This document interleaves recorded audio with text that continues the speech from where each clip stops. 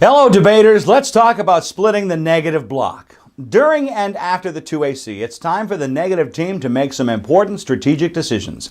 At this point in the debate, a good negative team has 7 or 8 arguments that they made in the 1NC. After a good thrashing by the 2AC, some of those arguments are dead, some are on life support, and some are alive and kicking. The negative team needs to discuss all 7 or 8 arguments, but it's up to the negative team to decide how to split up the arguments in the negative block.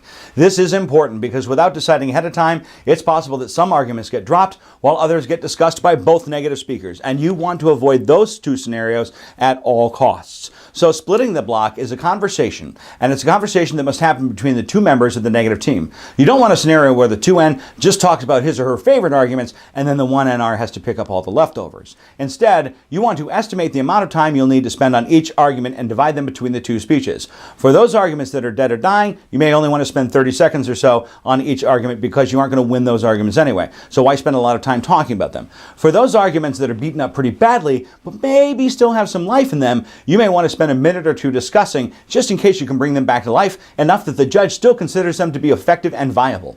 And for those arguments that are still very much alive and kicking, that's where you want to dedicate the most time. Maybe even the majority of a speech if necessary. These are the arguments where you really want to take time to talk about how important, effective, and crucial they are. Here's an example of the arguments you might have made thus far as the negative team. Eliminating drones doesn't mean eliminating surveillance. Drones are cheaper. Eliminating drones would require us to use more resources and people. Drones save more lives. Eliminating drones would require us to risk military lives. Drones keep us safe. Drones stop terrorism. Okay, so now let's say the affirmative team spends 8 minutes using their front lines to try and neutralize your arguments. And let's say that the affirmative team totally decimates number 1, number 2, and number 5. These were pretty strong arguments by the negative, but the affirmative team was ready for them and had lots of great evidence. Now let's say that the affirmative team beats up on number 3 and 4. These arguments weren't too strong in the first place, but the affirmative didn't really have much evidence to prove that these things weren't true. So these arguments are just sort of on life support. And it may not be worth it to spend a lot of time trying to save them. But let's say that number 6 and number 7 really caught the affirmative team by surprise. Their front lines didn't have good evidence, and they didn't really offer a lot of analysis. Now, it's time for us to talk about how the negative team splits the block. Let's say you're the first negative, so you get the 5-minute rebuttal, and your partner is the second negative, so she gets the 8-minute constructive. In the 13-minute negative block, you and your partner have to discuss all 7 arguments. Pause the video now and decide how you would split the block, how long you would take to discuss each of the 7 arguments, and which arguments maybe you would put in which speech, so you and your partner can divide things a little equally. Okay, no, seriously, pause the video, look at the screen, and decide how you should split the block. I'll wait for you as long as it takes because that's how the pause button works.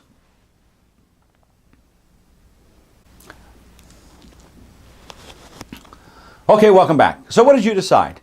The good news is that there is no right answer, partially because this example is too abstract. You don't know how much evidence you actually have for each area, and partially because you and your teammate might have different speaking styles, which might make a difference in how you split the block. But generally speaking, here are some really good tips for using this specific example. First, note that items number 6 and number 7 are really similar. If you decided that one of you should take both arguments, you might make it harder for the judge to tell the difference between the 2 arguments. And if they start to run together in the judge's mind, it weakens both arguments. So splitting the arguments not only lets them stand apart, it also presents a unified front because you and your partner both get to speak about oppression and authority for a solid length of time. More importantly, if you each take an argument which you are winning, you both look really good. Some teams make the mistake of letting one partner take all the winning arguments and giving the other partner all the leftovers. And this makes the team look imbalanced, like one speaker is amazing and the other one is not so good. So this hurts your chances of winning.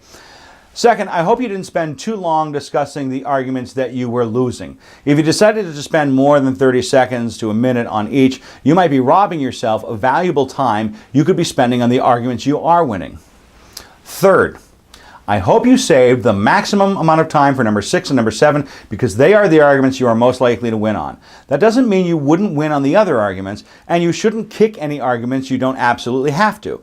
A good debate team can effectively cover their best and weakest arguments in the block. So that's all you need to know for now about how to split the block.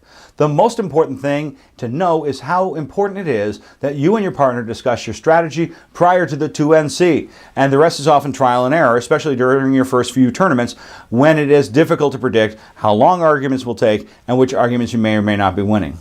Remember that the more efficient you and your partner are as a team and as individual speakers, the more you can show off your skills.